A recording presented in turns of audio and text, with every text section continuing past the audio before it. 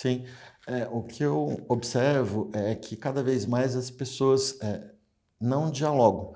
O dialogar, nós temos muitas informações, mas a abertura para ouvir de coração o que o outro fala, isso é muito difícil. E ouvir, eu digo que não é só através de palavras. O corpo fala, nós temos uma cultura do oral, do verbal, mas precisamos observar mais. Por isso que às vezes até a questão do estado meditativo é importante, que você observa numa outra dimensão que não apenas o verbal. E acho que essas várias conexões a nível maior, no sentido de comunicação, isso é importante para que exista essa harmonia. Então, acho que o desafio é um símbolo bonito do Yin Yang, é um desafio a gente estar levando para o nosso dia a dia toda essa cultura da flexibilidade, dos opostos, entender que o oposto da gente não necessariamente é algo ruim, através dos opostos, dos contraditórios, a gente pode crescer juntos, não só quem é igual à nossa visão de mundo. Então, existem visões de mundo e quando a gente dá abertura para se aproximar de visões de mundo diferente, a gente cresce, a gente expande a nossa visão, a nossa intuição, o nosso cuidado, a nossa interação, e acho que isso ultrapassa a questão verbal. Então, acho que os estados meditativos, dentro desse princípio de flexibilidade, de abertura para dimensões maiores, ajuda muito, até em momentos específicos, como o aborto, como uma gravidez. Então, acho que é um aspecto que a gente tem que meditar bastante também. Com certeza.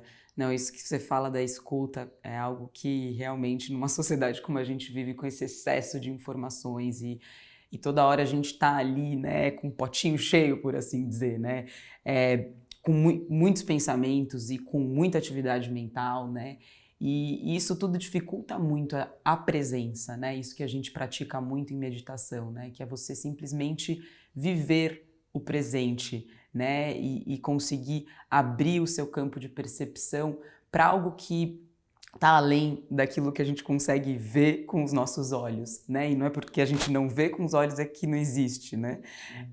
Então, assim, essa abertura, né, de você ter uma atitude mais compassiva, né, mais acolhedora com aquilo que o outro trazendo para você, sem querer já, né, falar ou interromper, né, a fala do outro, isso é algo que a gente como sociedade precisa exercitar e praticar muito, né, e é algo que apoia muito não só nesse processo, mas como na vida no geral, né. Sim, acho que assim, a gente está quase saindo de uma pandemia, então muito sofrimento mental, ansiedade, depressão, insônia, muitas notícias negativas. Então, essa questão de estar o aqui e agora, através de coisas simples. Valorize o estar aqui e agora. eh, São coisas muito bonitas que nós temos, todos têm, apesar da dificuldade. Não fique presa ao passado. O passado passou, não existe mais. Esteja aqui e agora, valorize o aqui e agora, para que você realmente tenha um cuidado de si e use toda essa beleza que está disponível aí. Então, esses sofrimentos que muitas pessoas às vezes carregam de anos de rancores, de ódio, por coisas que já aconteceram no passado. Então, o estado meditativo, particularmente num período que a gente está vivendo aí de transição, de uma pós-pandemia, de retorno a atividades coletivas, acho que é algo muito importante, porque temos observado uma medicalização excessiva dos sentimentos, das emoções, e a meditação ajuda muito, inclusive em situações que as pessoas às vezes acham delicada, como um abortamento, né?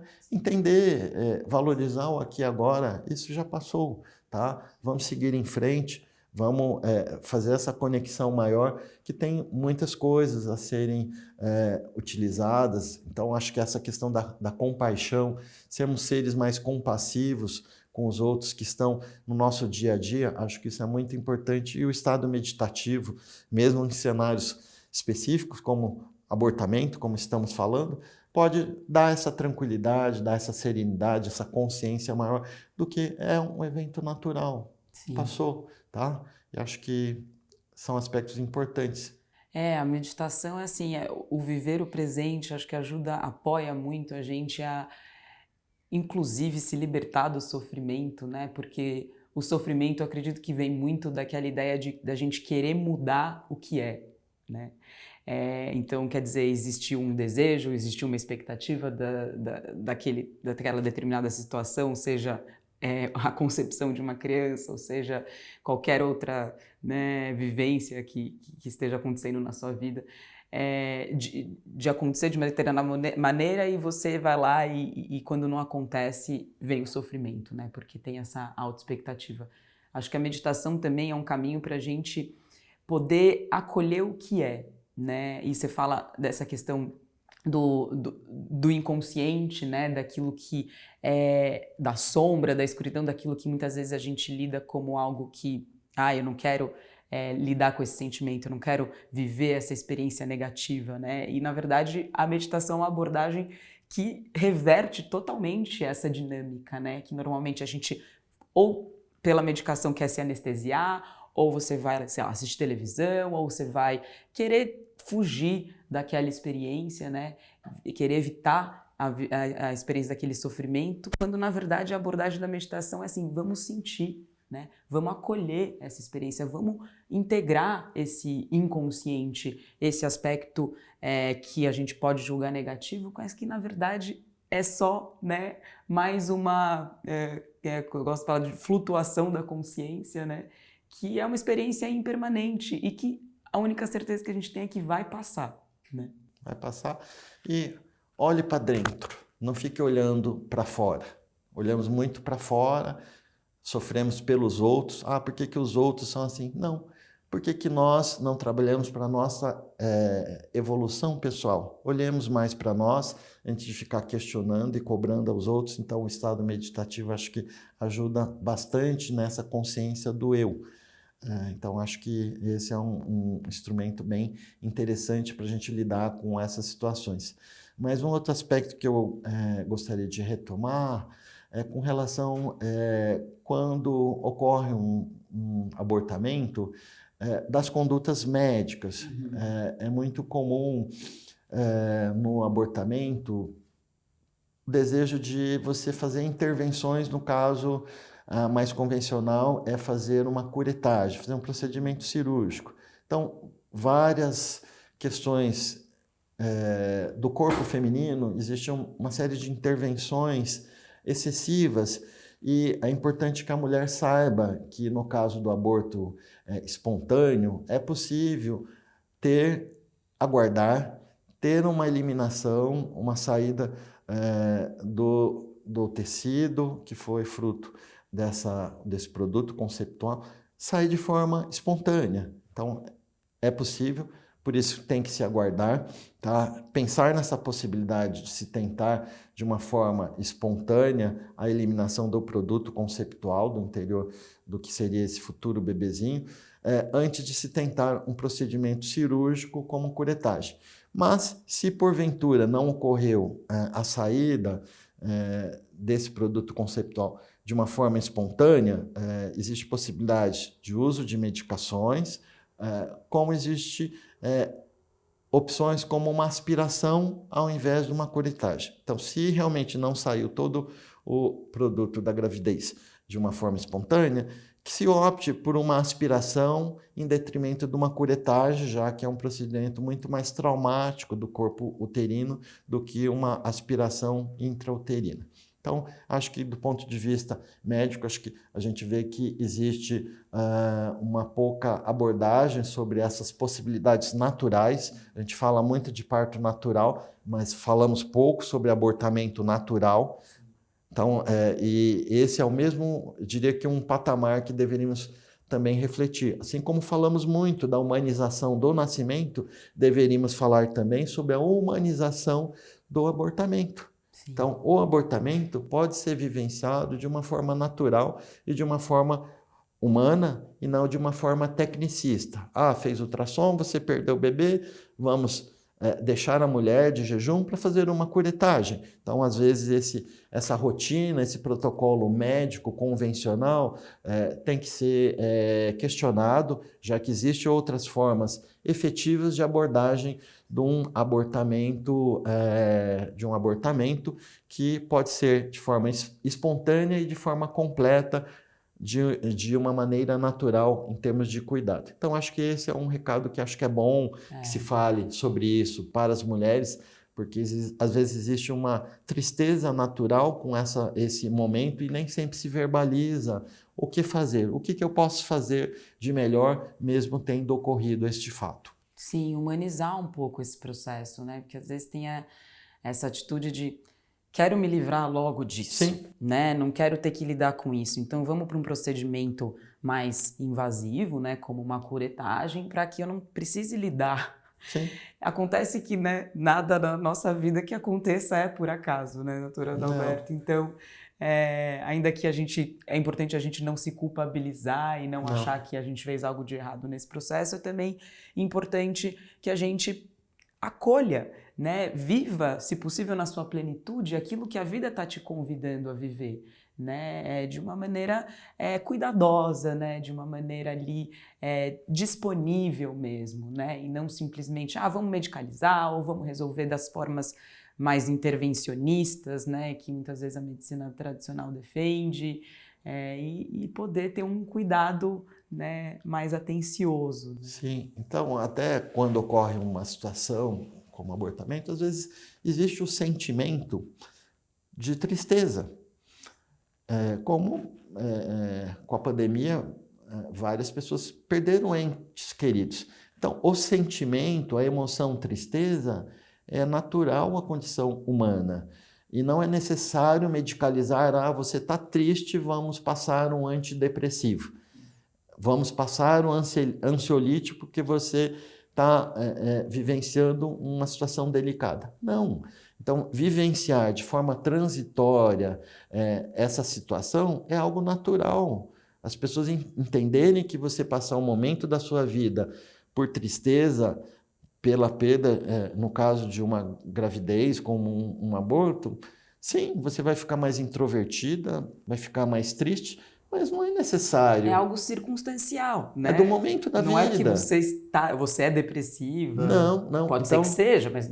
Sim, um determinado momento da vida, você passar por adversidades, isso é algo natural. E por isso que a rede de apoio, existem várias formas que não necessariamente do ponto de vista medicamentoso, você passar por essa experiência delicada na vida. Então, acho que isso é importante compartilhar, porque existe uma medicalização. A mulher é mais sensível nesse sentido e existe uma tendência de você medicalizar as emoções das mulheres. Não, apenas ela precisa de um espaço de escuta, de acolhida, para que ela elabore, do ponto de vista mental, posturas para enfrentar as situações delicadas que ocorrem na vida, inclusive o abortamento. Sim. Eu entendo que isso também é fruto muito de uma sociedade que, né, valoriza os aspectos positivos, né, do yin yang, né? Então, quer dizer, sempre feliz, tá sempre bem-sucedido, tá sempre, né, no momento de abertura, de expansão, de criatividade, né, e o outro lado, né, a parte, né, das questões mais difíceis mesmo, né, inconscientes, né, negativas, por assim dizer, a gente simplesmente não, aquilo ali não quero lidar, não existe, e é isso que acaba criando muito, né, essa questão também de medicalizar, de não ter essa abertura mesmo para poder viver ambos os aspectos com equanimidade, né? Sem essa preferência. Acho que a meditação também é uma prática que ajuda a gente a se libertar aí desses apegos, né? E conseguir fluir entre os opostos de uma maneira mais tranquila. E acho que falar sobre emoções, nós não fomos educados a falar sobre as nossas emoções. E essas várias emoções, que aliás representam 5 elementos da medicina tradicional chinesa, né? Medo, sentimento de raiva, ansiedade, tristeza, preocupações, são sentimentos que fazem é um equilíbrio nosso. Então, aprender a conversar, identificar isso, se não for algo excessivo, mas dentro de um princípio de equilíbrio, e é possível vivenciar com equilíbrio todas essas emoções, é algo natural. Existe uma riqueza no sentido de você ter essas experiências na vida e você elaborar de uma forma muito tranquila, sem precisar medicalizar, sem necessariamente ter que passar num psicólogo, nessas situações mais triviais do dia a dia, né? Isso é uma oportunidade de amadurecimento, na Sim, verdade, né? sim. Assim, quando tá tudo bem, normalmente a gente, né, não tá ali elaborando, né, ou refletindo, ou trazendo aspectos inconscientes para a consciência, né? E eu acho que nas dificuldades, nos desafios, nos momentos que a gente tem que passa na vida que são mais desafiadores, é que a gente acaba, né, evoluindo, acaba amadurecendo em aspectos que são importantes que a gente, né, possa amadurecer. Com certeza, eu acho que é isso aí. Acho que a gente tem que estar trabalhando com tranquilidade, até as nossas emoções, o nosso corpo, essa conexão maior. Nessas situações delicadas, a rede de apoio, as amizades.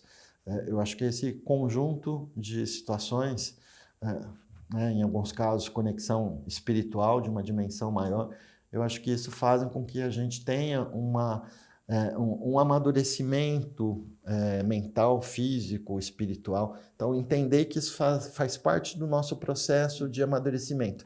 Não entrar numa lógica industrial de que todo mundo tem que ser feliz, alegre. A vida não é assim. A vida ela é composta de uma série de coloridos e acho que é isso que dá essa riqueza ao ser humano. Sim. Então, eu queria te perguntar, doutora Adalberto, se você tem alguma dica ou alguma sugestão para os casais que estão nesse processo, né, de concepção, gestação, de parir uma criança. A dica que eu daria é que, assim, realmente essa gravidez possa ocorrer de uma forma planejada, que existe esse tipo de conexão, harmonia entre o casal para que a gestação ocorra de forma harmônica também. E no caso do abortamento espontâneo, entender que é um processo natural, como eu havia dito, 10 a 15% é comum, em 10 a 15% da gravidez ocorrer o abortamento, e a maioria dos casos é por distúrbios genéticos, malformações genéticas. Então não há necessidade dessa preocupação e dessa carga sobre isto, né, com relação à perda. E uma pequena dica, mesmo se tentando, claro que ocorrer uma eliminação do produto conceptual de forma espontânea é o melhor, isso é importante o casal saber, esperar, aguardar a eliminação de forma natural, sem precisar fazer um procedimento cirúrgico, se fizer é melhor uma aspiração, e lembrar de que se porventura a mulher tiver que internar para fazer um procedimento, no caso a aspiração, que é possível ela já, neste mesmo momento após a aspiração do produto conceptual, havendo desejo e adequado que ela planeje e espere um tempo para evitar uma nova gravidez, que ela tem essa possibilidade de inserir o dispositivo intrauterino já após o procedimento e saindo do hospital com um método efetivo e de longa duração, como o dispositivo intrauterino, e até poderia um implante também. Então são facilidades que depois do retorno puerperal, a mulher não terá esse tipo de preocupação com relação ao planejamento reprodutivo e a contracepção neste momento da sua recuperação. Uma outra pequena dica que eu daria para esse momento de gravidez, um filme chamado Renascimento do Parto, existem várias versões, 1, 2, 3. Então, é um filme para reflexão sobre a gravidez e o nascimento. Sobre aborto, hoje em dia tem se discutido muito o abortamento legal, né, que é um assunto que foge um pouquinho da nossa temática de hoje, que é o abortamento espontâneo. Então, muitos filmes sobre aborto legal, para que as pessoas reflitam sobre essa temática também, mas que é adequado que em um outro momento se aprofunde sobre essa temática. Então, basicamente, eu gostaria de agradecer o convite e espero que essas reflexões possam lançar luzes nesse tema específico, delicado, que é comum, para que as mulheres sigam em frente de forma conjunta, com uma energia positiva, não ficar com esse sentimento de culpa, desmistificar esses tabus com relação à perda de um bebê, como um abortamento, entender que é possível seguir em frente, engravidar novamente, na maioria dos casos, e tendo toda essa conexão maior do cuidado, um cuidado dentro de uma visão da humanização do abortamento. Falamos muito sobre humanização do parto, mas falamos pouco sobre a humanização do abortamento, que deve ser cuidada também de uma forma delicada, sensível, não só como intervenção médica, mas com uma visão ampliada do cuidado. Quem sabe fica a dica para que, né, sejam produzidos mais filmes sobre o aborto espontâneo, né? Porque talvez eu, pelo menos, não tenho de cabeça nenhuma referência que eu possa trazer aqui sobre o abortamento espontâneo. Mas com certeza esse assunto da legalização é um assunto que tem sido bastante debatido, né? E por isso que o nosso foco aqui é justamente dar espaço para o tema, né, do aborto espontâneo. Doutor Adalberto, muito obrigada pela sua presença, pela sua participação. Thaís. É uma honra tê-lo aqui, receber você aqui no nosso talk show de hoje. Tá. E até uma próxima. Até uma próxima, pessoal. Obrigada.